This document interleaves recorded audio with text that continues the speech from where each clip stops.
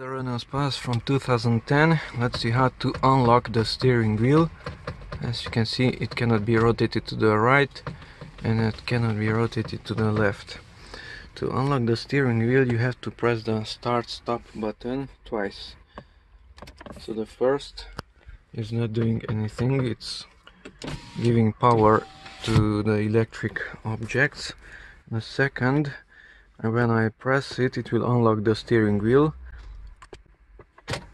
As you can see, it already turned a little bit, and now you can rotate it. Of course, since the engine is not on, servo direction is not on, so you cannot easily rotate it.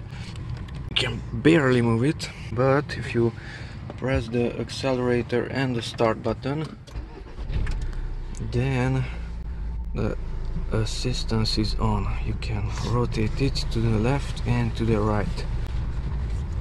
Okay, that's how to unlock your steering wheel. If you power it off again, now it's not totally locked, but when I open the door, then it will be locked. There was a click sound and now it's locked. So opening the driver's door is locking things and the engine is off.